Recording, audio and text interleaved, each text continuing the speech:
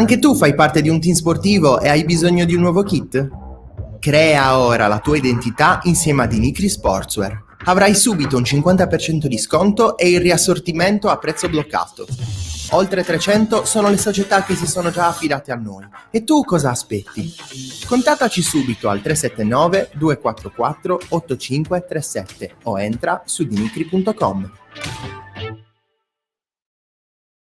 La TechFind si occupa di distribuzione industriale e consulenza tecnica specialistica nei settori chimico e petrolchimico, impianti di produzione energia, impianti alimentari, acquedottistica e depurazione. Nella TechFind troverete un partner esperto e un broker industriale competitivo ed affidabile. La TechFind potrà esservi utile nell'approvvigionamento di filtri, pompe, strumentazione industriale, valvole e in generale di qualsiasi apparecchiatura industriale. TechFind. You search for tech we find.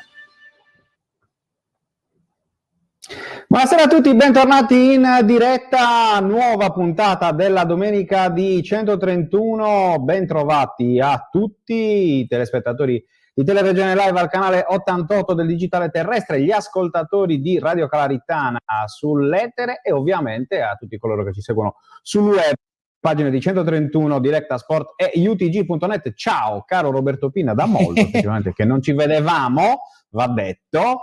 Però insomma è stato un weekend molto importante per lo sport sardo, un weekend da un certo punto di vista abbastanza positivo, perché tolta la sconfitta dell'Atletico Uri, per il resto tutte le altre squadre e della Torres femminile, tutte le altre squadre tra calcio e basket hanno vinto, per cui insomma per una volta ho avuto dei pareggi importanti, insomma, diciamo. Sì, esatto, insomma, risultati positivi diciamo, per cui effettivamente è un qualcosa che non capitava da un po' di tempo, per cui siamo molto contenti, no? di affrontare questa puntata domenicale.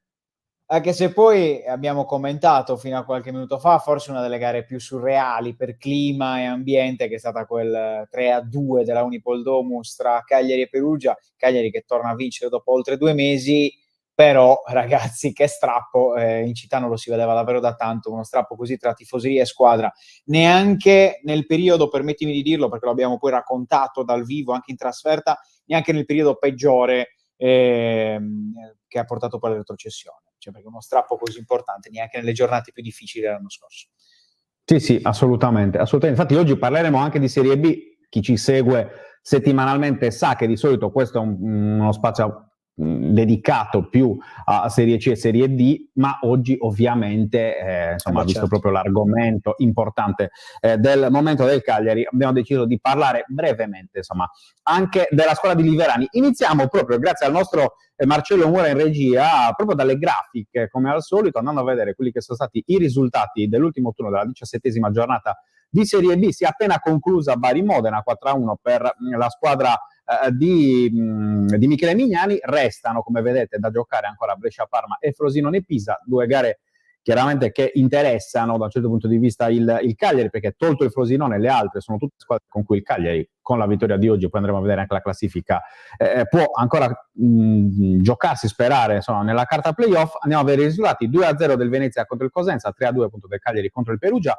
1-1 tra Spal e Palermo, 0-0 tra Ascoli e Genova, abbiamo già detto del 4-1 del Bari contro il Modena, poi 0-1 una vittoria importante su rigore della Regina contro il Como, 0-0 tra Sud Tirol e Ternana, 1-0 invece tra Benevento e Cittadella. Questa la classifica della Serie B dopo la 17ª giornata. Caro Roby, in attesa delle 2 partite di cui parlavamo prima, questo Cagliari che con la vittoria di oggi sfrutta anche qualche passo falso, qualche mezzo passo falso delle squadre che lo precedono in classifica e resta a un punto dalla zona playoff, dall'8º posto occupato dal Sud Tirol.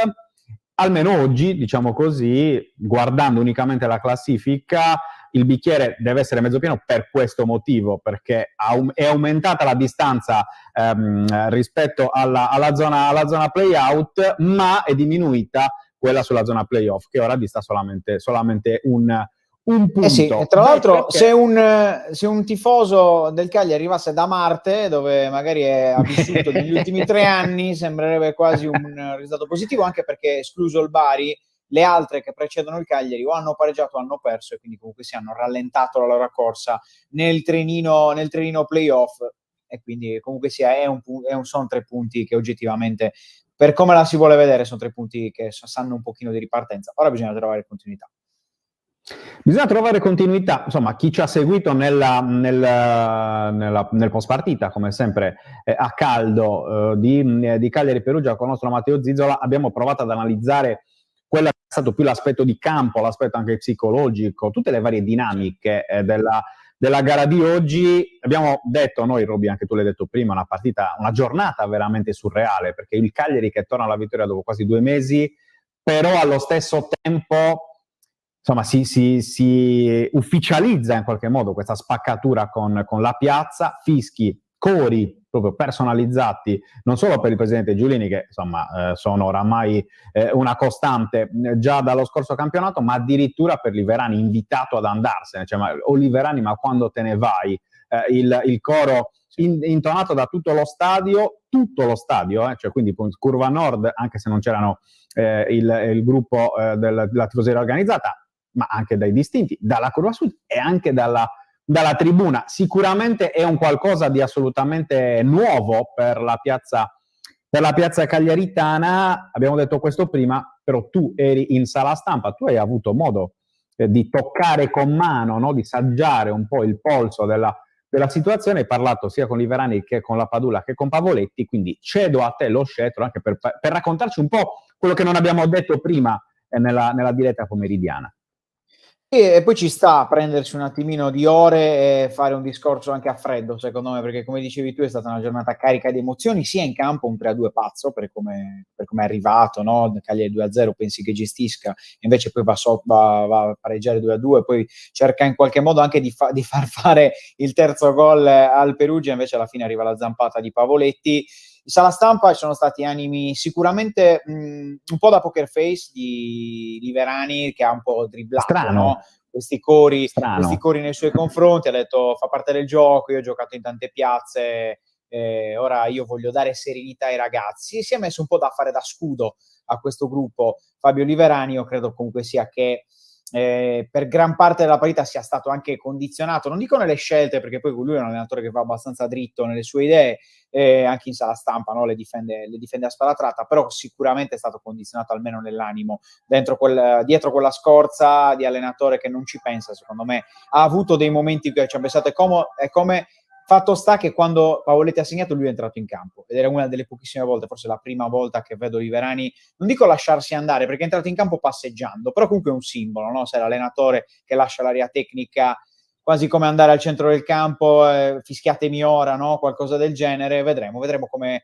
andrà poi la sua settimana. Come ci hai raccontato tu, Giulini è andato via scuro, molto in volto da questa partita, perché comunque si è annotato anche lui, ormai è uno strappo difficilmente ricucibile, perché ora per tornare alla squadra ad essere apprezzata dal pubblico e l'allenatore ad essere applaudito dal pubblico non basta battere 3-2 l'ultima in classifica, servirà centrare davvero tanti punti da qui fino a marzo-maggio. Il Cagliari deve finire il campionato almeno in zona playoff, altrimenti secondo me lo strappo sarà comunque totale, anche qualora non si decidesse di non cambiare allenatore. Detto questo, andiamo invece alla Padula e Pavoletti per chiudere il discorso sulla sala stampa. Soprattutto Pavoletti, che da capitano ci ha messo la faccia e ha attaccato anche a suo modo e in maniera anche molto netta al pubblico. Ha detto: non mi era mai capitato in tanti anni che gioco di ricevere dei gestacci, quando ho segnato sembrava quasi che il pubblico ci tenesse più che perdessimo oggi, invece che portassimo a casa la vittoria, e questo mi dispiace, ha detto Pavoletti. E vedremo, perché comunque sia anche questo fatto che anche i giocatori non siano messi a rispondere durante la partita al pubblico. Sai, a volte quando il tifo organizzato va in sciopero si inizia a sentire più umore, rimbombano di più anche i piccoli insulti dei tifosi occasionali, o comunque dei tifosi che hanno perso un po' la pazienza dei vari settori. E oggi per il Cagliari è stato anche complicato aver perso, no, la parte più organizzata, a volte dà voce a più persone e non sempre, visto il momento del Cagliari, arrivano complimenti, anzi. Tutt'altro che complimenti. Ci sono alcuni commenti, il primo di Andrea Ferrari, che salutiamo ovviamente, che dice: ragazzi, il periodo peggiore è stata la Serie C, ma non c'era questo clima. Ovviamente io ero appena nato, quindi non posso ricordare, tu non eri proprio neanche in questo mondo, in quel periodo, Caro Roby, però ci fidiamo di Andrea, che era un bambino in quel periodo, e quindi sicuramente sa di che cosa parla, ed effettivamente quello che preoccupa è un po' il clima, e mi ricollego anche al commento di Gianluca Brundu, che dice: a leggere le parole delle varie conferenze stampa, insomma, ho avuto l'impressione di un Pavoletti che ha difeso la squadra, quindi da capitano, forse anche esagerando, no? In un certo senso, perché io sinceramente non penso che il pubblico del Cagliari, per quanto possa essere stufo, per quanto possa essere in qualche modo, non dico quasi disaffezionato, però esultare o gioire per le disgrazie della propria squadra del cuore, io credo che questo non faccia parte di nessun tipo di ragionamento, di nessuna piazza a livello di tifo, però capisco anche Pavoletti che in quel momento, chiaramente anche con l'adrenalina della partita, si sia lasciato andare a questo tipo di dichiarazioni. Però, tornando a quello che dice Gianluca, ho avuto l'impressione di un Pavoletti che ha difeso la squadra, di un Liverani che ha difeso se stesso. Può essere anche questo il segnale di una spaccatura anche interna, come dice Gianluca, e poi ti faccio rispondere su questo. Su Twitch ti dicono: Giulini ha reso lo strappo irrimediabile, è impossibile che in un futuro venga visto bene dalla piazza. Ed effettivamente, per andare poi a concludere il discorso sulla Serie B, Roby, cioè questo oggi, come abbiamo detto nel post partita, la notizia forse era più della vittoria del Cagliari, più del ritorno alla vittoria del Cagliari, era la spaccatura della piazza, cioè i fischi contro l'allenatore, i cori contro l'allenatore, è una squadra che litiga con la tifoseria. Insomma, effettivamente, no? Nel frattempo Arrigo ci dice che il 26 ti porta le pizzette, perché insomma Arrigo è una persona di parola. Ti lascio insomma Arrigo, questi 2 o 3 minuti per rispondere, perché insomma effettivamente è un tema assolutamente molto molto delicato, in un momento ancora più delicato, come abbiamo visto. No, hai ragione. Tra l'altro anche il gol di Lapadula, no? Quando segna, scarta quasi Liverani, o meglio Liverani scarta Lapadula, quando Lapadula corre verso la panchina, Lapadula braccia viola, vi ha detto siamo come fratelli, quindi stiamo bene insieme, ho voluto abbracciarlo perché lui mi ha aiutato tanto, però sai, anche quello sono piccoli segnali magari a volte di una squadra che potrebbe anche non essere più così unita nei confronti del tecnico, ovviamente non lo sappiamo, quindi sono supposizioni da piccoli segnali che ci arrivano dal campo, però sai, succede durante queste stagioni quando le cose non vanno come devono andare, poi Liverani comunque fa delle scelte importanti, lascia giocatori spesso tanto in panchina, non fa sempre cambi, diciamo, fa cambi molto tardivi generalmente Liverani, quindi ti dà poco spazio a disposizione.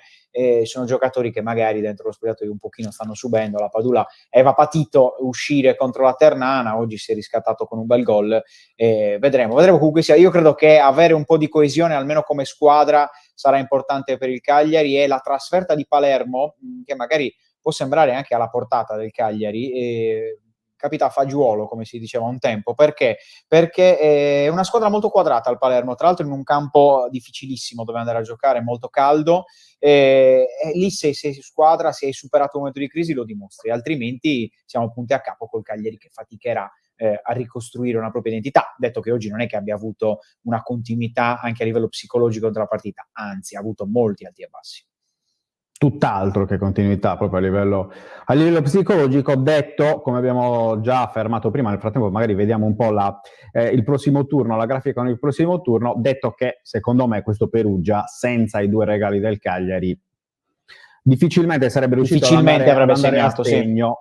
Sì. E invece il Cagliari, anche se effettivamente ha usufruito di un regalo e mezzo del Perugia, perché il gol di Lapadula è un regalo della difesa ospite, sul gol di Pavoletti forse Gori è rimasto un po' a metà strada, no? Dopo aver fatto però un paio di esco non miracoli esco incredibili. ed è stato sicuramente scavalcato così. Esatto. Prossimo turno vediamo appunto Palermo-Cagliari, ma ci sono ancora partite interessanti in chiave playoff: Regina Bari, Pisa-Brescia, lo stesso Modena-Benevento, che sono 2 squadre che precedono il Cagliari, che seguono il Cagliari in classifica a un punto. Effettivamente un'altra di quelle partite importanti. Insomma, diciamo che anche il prossimo turno, in caso di vittoria, per quanto riguarda la classifica, potrebbe dare, no?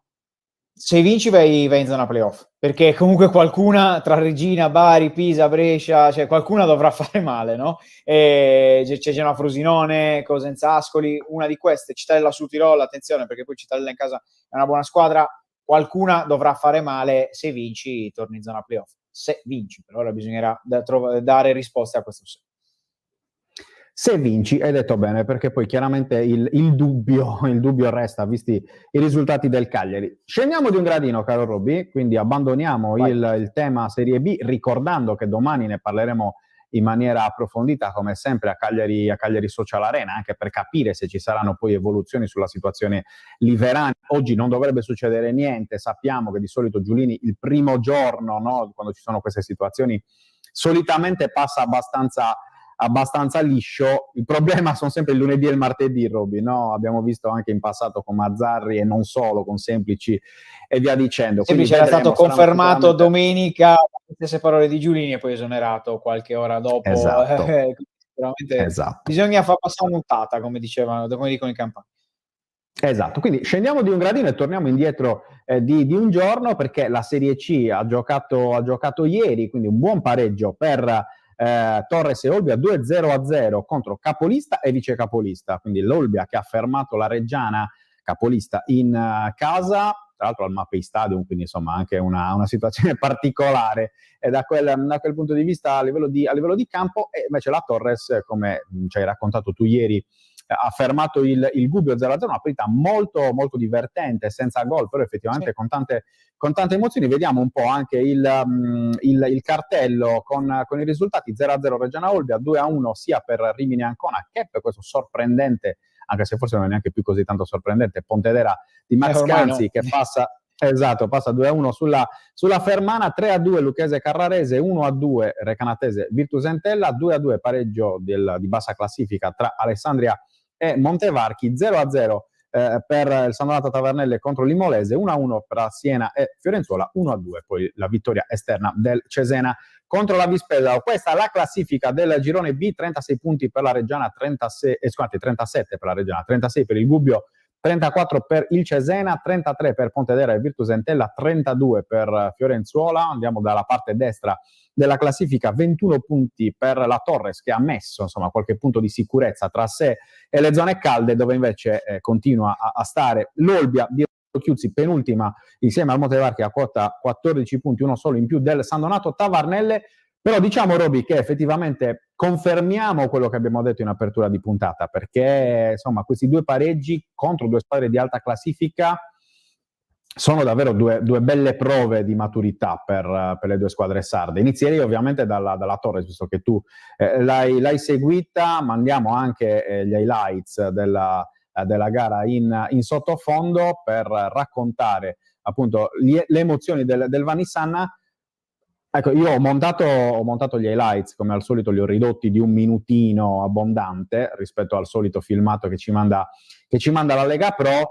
Però effettivamente, insomma, al di là della paratona di Salvato che vedremo nel finale, insomma, una Torres che, nonostante le assenze, nonostante le difficoltà anche appunto di uomini, però insomma ha messo alle corde un Gubbio che insomma a Olbia aveva fatto più o meno il bello e il cattivo tempo. Ma sì, hai detto bene, tra l'altro 1-0 che secondo me sa anche di conferma per questa squadra dopo la bella vittoria sofferta, voluta in casa della Carrarese, anche con un pizzico di fortuna in quell'occasione.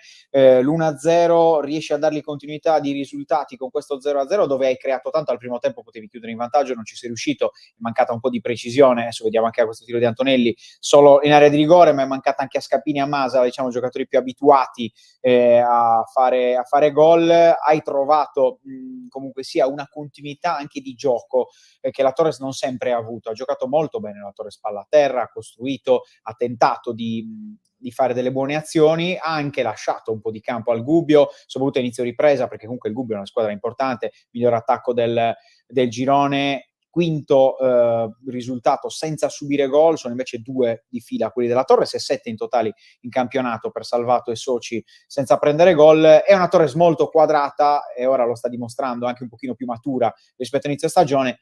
È un po' troppo Scapini dipendente, ecco, questo è vero, perché su 6 degli ultimi gol della Torres 4 portano la firma di Scapini, se non segna lui poi la Torres fatica un po'. Però, e qua vediamo la grande occasione di Luppi, mi aggancio a questa immagine perché la Torres ha ritrovato alcuni giocatori.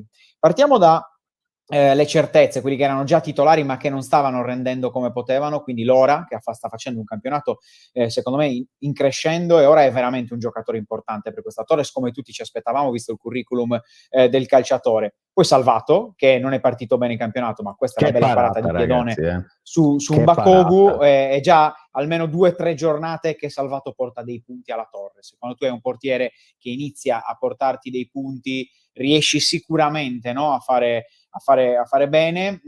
Poi invece ha trovato dei giocatori nuovi, penso a Luppi, che è stato molto criticato anche, no, per i problemi fisici, per il suo ambientamento a Sassari, però ieri è entrato sabato, scusate, sì, sabato, ieri è entrato molto Era bene giusto. in partita, ha lottato tanto, e quindi secondo me è importante anche averlo recuperato. E poi Liviero, che ha recuperato pienamente dall'infortunio, era un giocatore che può fare veramente la differenza per questa Torres, perché quando strappa in avanti difficilmente lo tengono, e poi ha un piede che davvero può tirare da ovunque, può tirare anche da 40 metri Liviero, e diventa pericoloso in questa categoria.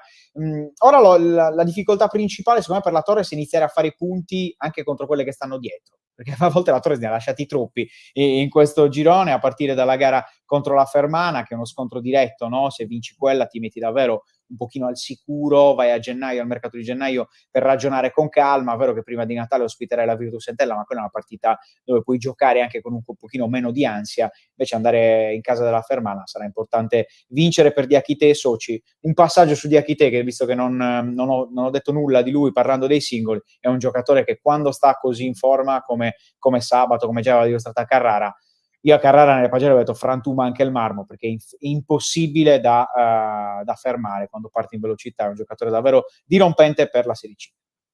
Gli manca solamente il gol al povero Sì. Adam, perché effettivamente in questo momento credo che nessuno, anche i più duri critici nei suoi confronti, insomma sappiamo che la Pescara Sassarese è abbastanza critica, lo è stata in passato e anche nelle prime giornate. Effettivamente manca solamente il gol a questo ragazzo, però Greco ogni conferenza stampa insomma difende sempre il suo centravanti, e direi che insomma visto il lavoraccio che fa ogni partita c'è poco da dire. Ecco, forse prima di andare a sentire proprio le parole di Alfonso Greco, insomma raccolte da te in conferenza stampa ieri al Vanissanna, verrebbe da dire che forse manca il gol di Diakité, il gol di Luppi, sia per togliere un po' di peso, in senso buono ovviamente, a Scappini, cioè che può anche effettivamente non segnare, non è che sia obbligato a segnare ogni partita, e poi soprattutto potrebbe dare quella carica psicologica a entrambi, cioè sia a Diakité che allo stesso Luppi, che però non è un caso che ieri è andato in sala stampa, lo sentiremo domani come al solito nella nostra zona mista, e anche questo è un segnale, no, di fiducia, soprattutto dopo magari le polemiche che c'erano state nell'ultimo turno casalingo, no? Tra l'altro io credo che se uno dei due si sbloccasse, o Lupi o Diakité, farebbero un filotto di gol importanti, perché si vede che mordono il freno. Stanno aspettando semplicemente di riuscire a sbloccarsi mentalmente per un attaccante molto importante. Attenzione però, perché poi contro la Fermana si rivedrà almeno tra i convocati, poi vedremo se anche in campo, Francesco Ruocco, che è un rientro abbastanza di peso per questa Torres. E direi, andiamo a sentire allora Alfonso Greco nel post partita di Torres Gubbio. No, diciamo che c'è stata diverse partite nella partita. Abbiamo iniziato bene, come dici tu, il primo tempo abbiamo fatto un buon primo tempo, e la squadra stava bene in campo, non diciamo, soffrivamo particolarmente i loro attaccanti. Nel secondo tempo sono partiti meglio loro, dopo il cambio che hanno fatto. A quel punto abbiamo cambiato qualcosa anche noi, perché secondo me stavamo perdendo un po' di non eravamo più corti come il primo tempo e stavamo perdendo un po' di campo. E centrato, diciamo, la partita poi si è rigirata, è diventata un'altra partita e abbiamo avuto 10 minuti dove potevamo anche andare in vantaggio, e poi alla fine insomma ci sono state un po' di situazioni, abbiamo rischiato anche poi sinceramente di subire gol, però tutto sommato è stata una buona prestazione contro una bella squadra, una squadra che è davanti a giocatori pericolosissimi, quindi ci teniamo questo punto e continuiamo su questa strada. E diciamo che anche nelle partite precedenti la squadra insomma difficilmente ha sofferto particolarmente l'avversario. Mancavano gli episodi, quei particolari che poi incidono sul risultato. e su questo stiamo migliorando, dobbiamo ancora migliorare. Peccato perché potevamo sfruttare poi la palla lì sul salvataggio, insomma, con le situazioni con un po' più di fortuna e andare in vantaggio. Però la prestazione c'è stata contro la squadra buona. Secondo me la squadra sta crescendo, un bilancio positivo e alcune volte abbiamo raccolto meno di quanto abbiamo prodotto, quindi però continuiamo perché c'è ancora secondo me margine di miglioramento. Stanno crescendo anche i giocatori che stanno, vedi Luppi, vedi Sorgente, tutti questi ragazzi che insomma ci stanno dando anche una grossa mano e sicuramente sfrutteremo anche loro. Ha parlato degli attaccanti, ha chiuso con gli attaccanti Alfonso Greco, anche perché poi si sa, no? Sono sempre solo gli attaccanti che fanno parlare di più. Roby, io chiuderei l'argomento Torres prima di iniziare, di aprire quello relativo all'Olbia, con la domanda di Gianluca Brundo che ci chiede: ma il malcontento a Sassari da che cosa è dovuto? Cioè, cosa vorrebbe la piazza? Ci chiede, perché effettivamente un tifoso, o meglio, un osservatore esterno, che magari non conosce bene le dinamiche della piazza sassarese, effettivamente si pone questo dubbio, vista la classifica, viste le prestazioni, anche la continuità di fatto di prestazioni della squadra di Alfonso Greco, che ricordiamolo sempre, è una neopromossa ed è salita in Serie C con ripescaggio a inizio agosto, quindi con praticamente quasi un mese di ritardo rispetto alle altre, perché poi questo ogni tanto è un passaggio che viene dimenticato spesso, no? Ma guarda, è molto semplice rispondere alla domanda di Gianluca. Di fatto Sassari è una piazza umorale, chi l'ha vissuta per lavoro, anche seguendo semplicemente la Torres, o chi ci ha giocato magari anche nella Torres se ci segue, sono in tanti, lo sanno. È una piazza che vorrebbe tutto e subito perché ha fame. Quindi una volta che sei in Serie C, la piazza di Sassari non riesce a fare il ragionamento che magari uno che vede il calcio in maniera un pochino più distaccata o magari che lo vede senza la passione del tifoso riesce a fare, quindi i tifosi della Torres vorrebbero tutto e subito, e in più hanno trovato in Greco forse il capo espiatorio più facile di un gruppo molto sassarese, di uno staff tecnico che ha molti sassaresi anche al suo interno, e in più un allenatore che oggettivamente non ha quella appeal mediatico che hanno avuto altri tecnici a Sassari. Anche per questo c'è stato magari nei suoi confronti sia in Serie D e soprattutto all'inizio di questa Serie C un po' di malcontento. Detto questo, ieri il pubblico ha risposto molto bene secondo me, perché ci sono stati diversi cori di incoraggiamento alla squadra, tanti applausi. Oggettivamente è stato anche abbastanza facile perché però la squadra ha giocato molto bene contro la vice capolista, quindi sarebbe stato veramente clamoroso pensare di fischiare o comunque sia di cantare contro la squadra. Vedremo. Io credo che una piazza così è una piazza che dà anche punti, cioè se vai bene ti fomenta un po' di più. Chi ha vissuto l'anno scorso i playoff di Serie D lo sa, però è una piazza che se non dai il 200%, perché il 100% non basta, poi può anche toglierti qualcosina a livello di certezze. Fin qui è stata brava, devo essere sincero, la società l'ha gestita abbastanza bene. Vedremo se non si farà influenzare. L'anno scorso un pochino si era fatta influenzare, soprattutto a gennaio, magari prima ritrattando un pochino sul mercato e poi facendo un mercato affrettato con gli svincolati. Vedremo se quest'anno ci sarà più lucidità.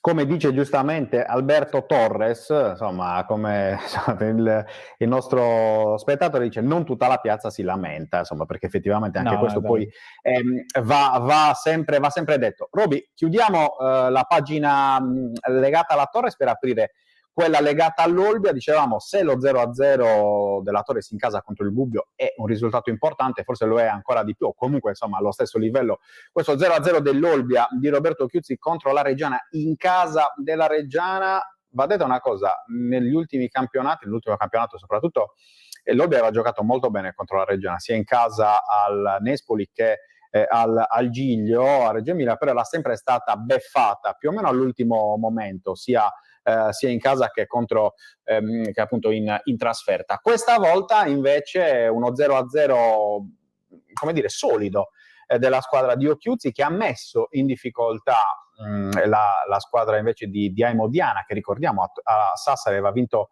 2-0. Non certamente una partita spettacolare quella messa in campo dei ragazzi di Occhiuzzi, però una partita appunto di quelle gagliarde, no? Con un Mordini molto, molto positivo prima dell'infortunio, insomma, che potrebbe anche privare Occhiuzzi comunque di uno dei suoi giocatori migliori in quest'ultima fascia temporale, possiamo dire così. Tra l'altro infortunio anche a Ludovico Gelmi, il portiere, lo vedremo tra poco, insomma, è rimasto contuso in una uscita bassa, tanto che poi è entrato Van der Vaart al suo posto, esattamente in questa uscita qua. Insomma, come vedete, si è fatto male, poi è entrato Van der Vaart, però questa è la grandissima occasione che ha avuto l'Olbia, forse la migliore di tutta la partita, anche vedendo quello che ha prodotto la Reggiana, con l'ennesimo pallone in mezzo messo dall'imprendibile ragazzo per Contini, che si è liberato bene, l'abbiamo visto prima, si è liberato bene della marcatura di Rozio, che comunque è un giocatore molto fisico, molto importante, però insomma la palla è uscita di quei 2-3 centimetri che effettivamente hanno ricacciato l'urlo del gol in gola all'ex attaccante della Primavera del Cagliari. Forse i 3 punti sarebbero stati giusti, comunque, per quanto prodotto dalla squadra di Occhiuzzi, e sarebbero stati quella benzina, no, Roby, utile per poter poi effettivamente ipotizzare questa risalita in classifica, che è doverosa per una squadra come l'Olbia, per una rosa anche del valore dell'Olbia in Serie C, perché al netto della mancanza forse di uno stoccatore, come diciamo spesso, no? Lo Scappini di turno, tanto per capirci, però effettivamente è una rosa che cioè una squadra che può contare su Biancu, Ragazzu, i vari Emerson, Bellodi, lo stesso Gelmi, Contini stesso, insomma, effettivamente stiamo parlando di una squadra che non può rimanere in quelle. C'è anche Minala che sta facendo male, però è un giocatore di categoria. Esatto, assolutamente. Per cui effettivamente vedremo. Io chiaramente mi auguro che questo pareggio possa essere effettivamente possa essere quella scintilla, no? per poter poi fare bene anche già dalla prossima partita. Sentiremo adesso le parole di Roberto Chiuzzi nel post partita in sala stampa, però è chiaro che sì, è rientrato anche Nicola Nanni, è rientrato insomma negli ultimi 10-15 minuti di gioco, il sammarinese, il centravanti, diciamo così, di peso di questa squadra, però insomma, siccome abbiamo fatto un piccolissimo accenno al mercato anche in casa Torres, io credo che l'Olbia probabilmente in avanti qualcosina dovrà fare, sì. Ma non per altro. Poi magari Nanni adesso riprende la forma e segna 125 gol e noi ovviamente glielo auguriamo, però diciamo che non si può giocare troppo col fuoco, credo, da questo punto di vista, anche perché effettivamente poi la squadra, lo abbiamo già detto, dal punto di vista atletico sta rispondendo, effettivamente la preparazione quasi militare di Occhiuzzi in estate, che aveva imballato le gambe degli olbiesi a lungo, sta dando i suoi frutti. Ecco, ora però è il caso, no, Roby, di coglierli questi frutti. Servono i punti, perché davvero non si può vedere l'Olbia là sotto così sotto in classifica. Quindi andrei a sentire adesso le parole di Roberto Occhiuzzi raccolte in sala stampa lì a Reggio Emilia al Mapei Stadium. Sentiamo l'allenatore dell'Olbia. Siamo chiusi nella loro metà campo, perché noi forse gli ultimi 20 minuti ci siamo passati un po', però onestamente è una squadra che ha giocato alta, ha passato alti, si è saputa difendere alta, però ci siamo chiusi negli ultimi 20 minuti, ci sta, onestamente, sinceramente, perché noi ormai da 2 mesi, un mese e mezzo, che la squadra ha questo modo di affrontare le gare. Quando nel pre-gara ho detto a un vostro collega che io non firmo mai per un pareggio, non è presunzione, è credere in quello, nel lavoro che facciamo, e credere nei miei ragazzi. Quindi un po' questo. Immagino che da parte vostra ci sia amarezza per il risultato, però oggi è venuta l'Olbia a giocare a viso aperto. Sono contento che il vostro tecnico l'ha rimarcato prima della gara, perché è una squadra, l'Olbia oggi, che cerca di giocare le gare a viso aperto, con attenzione per quello che è l'avversario, soprattutto una squadra come la Reggiana, che gioca un ottimo calcio, è una cosa di tutto rispetto. E quindi un allenatore molto bravo e stimo tantissimo, e quindi Che occasioni pulite forse l'ha avute più l'Olbia, occasioni pulite. Mischia in aria ne ha avuto più la Reggiana, sicuramente.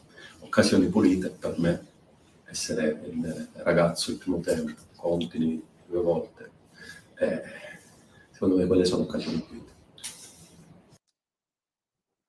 Ecco, queste insomma le parole di Roberto Occhiuzzi, che come sempre vi ricordo potrete riascoltare domani in maniera integrale nella nostra zona mista. Anticipiamo, ci saranno anche le parole in casa Torres di Davide Lupi e Lorenzo Ferrante e di Gianluca Contini in casa Olbia, insomma, per avere anche, Roby, come al solito un'idea un po' più globale anche di quello che è stato poi il post partita. Abbiamo visto i risultati, abbiamo visto la classifica, vediamo anche il prossimo turno del girone B della Serie C. Hai già esatto, ultimo turno, perché ricordiamo che si conclude il girone d'andata con la prossima giornata, la 19ª. Hai già spoilerato in qualche modo Fermana Torres, ma anche la sfida dell'Olbia contro la Lucchese al Nespoli è una di quelle partite da non sbagliare. Certo, va detto che la Lucchese chiaramente ha in questo momento ambizioni di classifica diverse, però io credo che il pareggio arrivato ieri a Reggio Emilia possa dare effettivamente quella o meglio, possa aiutare a costruire quelle certezze in più in casa Olbia, perché effettivamente insomma è stato un risultato importante. Fermana Torres, sì, poi tra l'altro Cesena.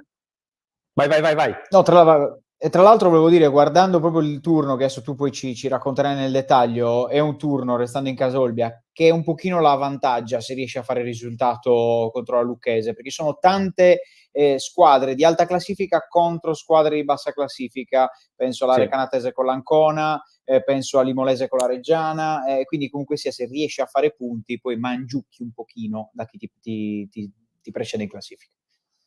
Esatto, sì, è proprio il classico turno da non sbagliare, perché appunto al di là di Fermana Torres, dove comunque la Torres potrebbe effettivamente poi fare chissà un favore anche all'Olbia, andando a portare via i 3 punti da Fermo, Carrarese Vispesaro, poi Cesena Alessandria, quindi testa coda, Fiorenzuola San Donato, testa coda, Gubbio Pontedera, Imolese Reggiana, quindi coda testa, Virtus Entella Siena, Ancona Recanatese, testa coda, Montevarchi Rimini più o meno coda a testa, perché insomma il Rimini sta un po' più sotto perché ha 28 punti, però effettivamente insomma è sicuramente a un livello di classifica migliore rispetto al Montevarchi.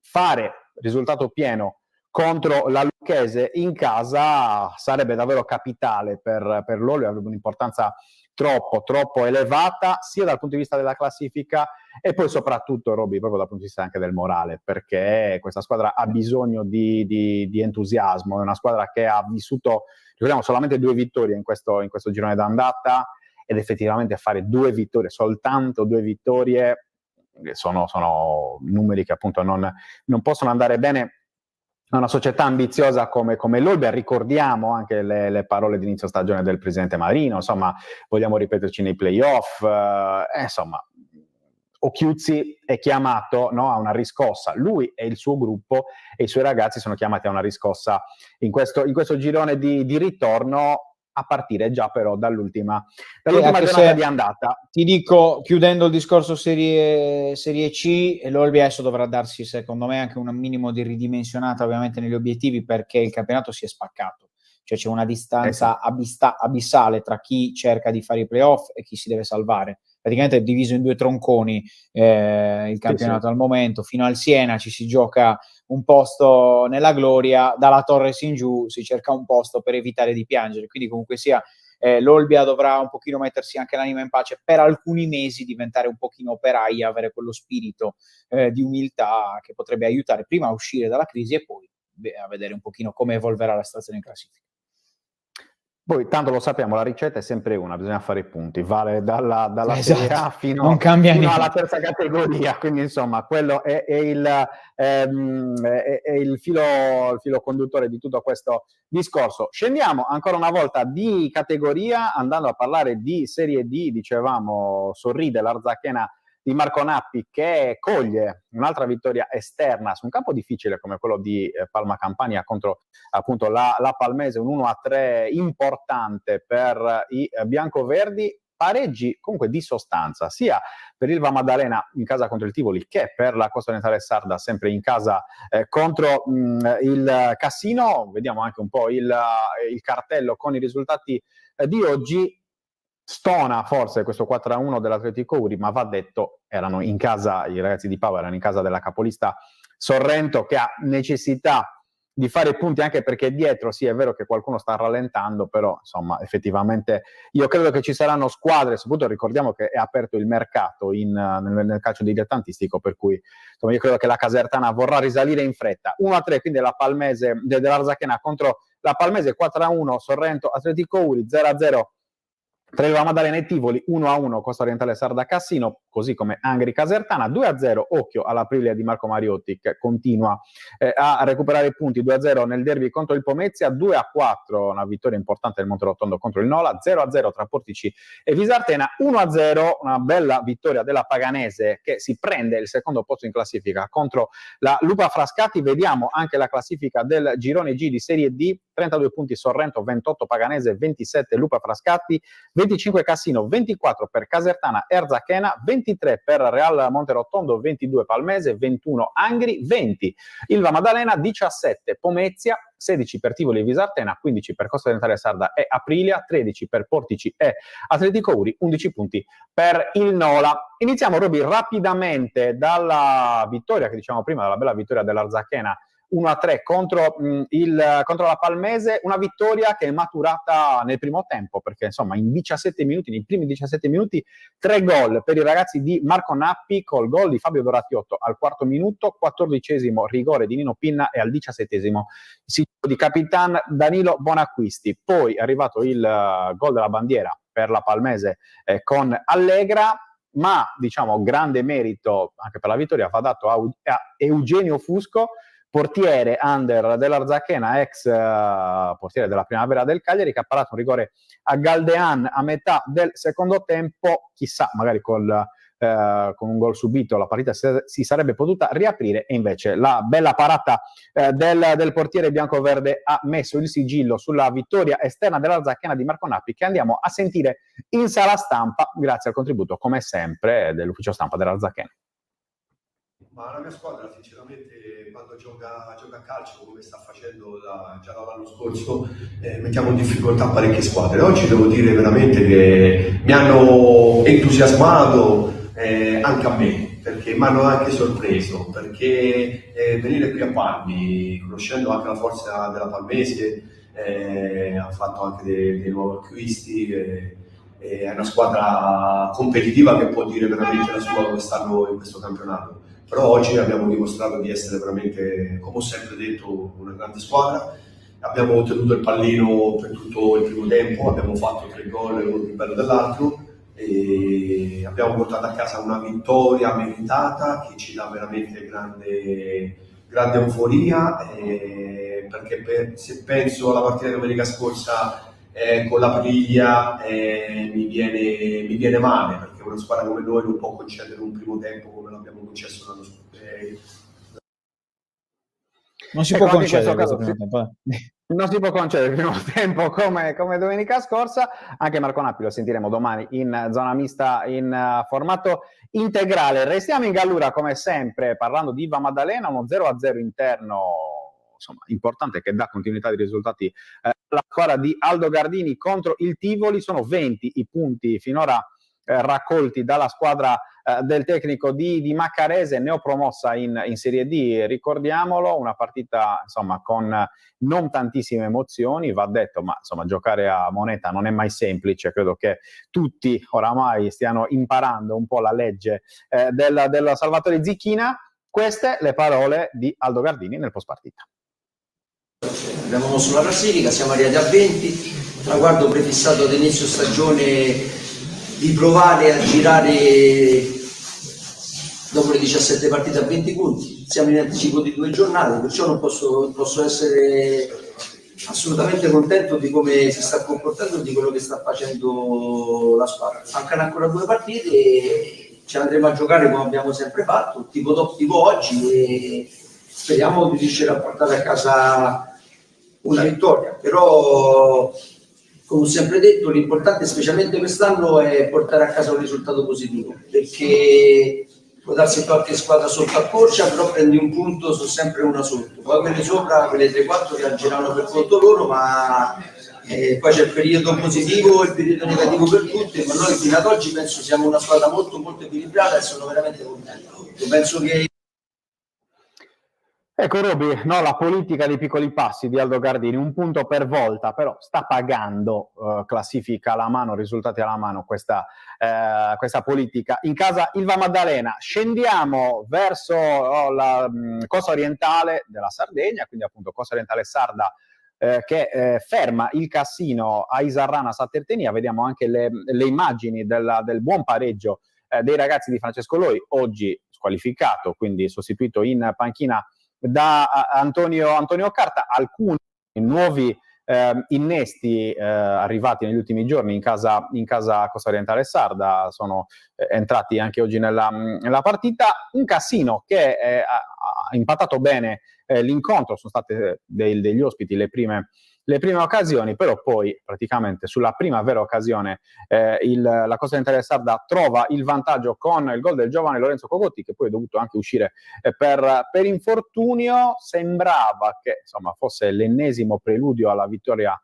o meglio il preludio all'ennesima vittoria interna della squadra di Francesco Loi. Invece è arrivato poi il pareggio del Cassino con il gol di Orlando, forse una respinta non perfetta del tuo grande amico Nello De Luca, ricordiamo portiere della Costa Orientale Sarda, caro Roby. Lì una traversa su calcio d'angolo, il tentativo di gol olimpico dell'ex Lanusei Gianmarco D'Alessandris, qua una bella ripartenza con Pietro Ladu, però insomma un pareggio di sostanza, potremmo dire così, in casa Costa Orientale Sarda. Vedremo se sul mercato ci saranno innesti di peso in casa Cos, che ricordiamo giovedì poi giocherà il torneo all'Orto di Leonora con il Cagliari Primavera, che noi vi racconteremo a dovere. Andiamo a sentire Antonio Carta, vice allenatore della Costa Orientale Sarda, nel post partita.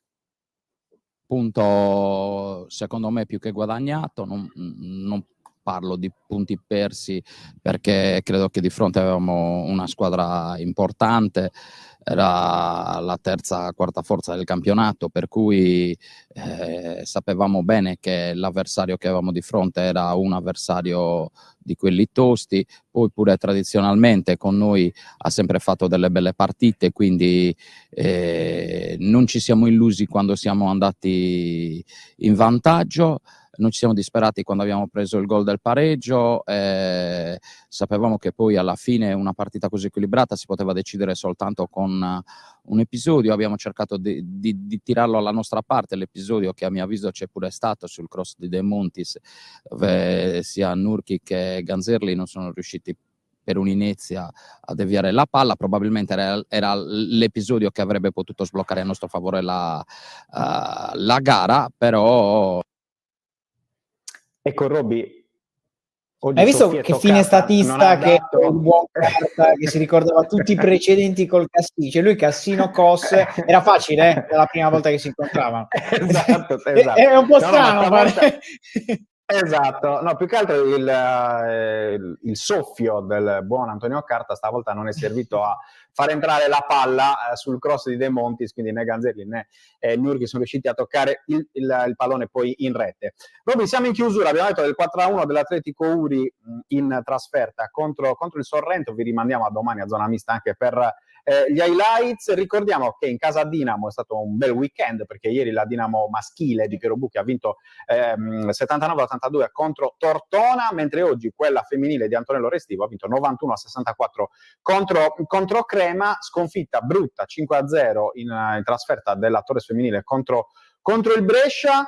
Insomma, se vi siete persi qualcosa, andate come sempre su 131 per recuperare tutte le notizie, tutte le partite di quest'oggi. Domani appuntamento ore 19, come sempre, Cagliari Social Arena su UTG con Marzia Diana, Andrea Ferrari e Nando Orsi, come tutti gli ospiti che ben sapete. Roby, è stato bello stare con te, ci vedremo anche domani, ci sentiremo domani, come sempre. Grazie a Marcello Mura in regia, grazie a tutti coloro che ci hanno seguito tra TV, radio e web. Buona serata, alla prossima. Sigla.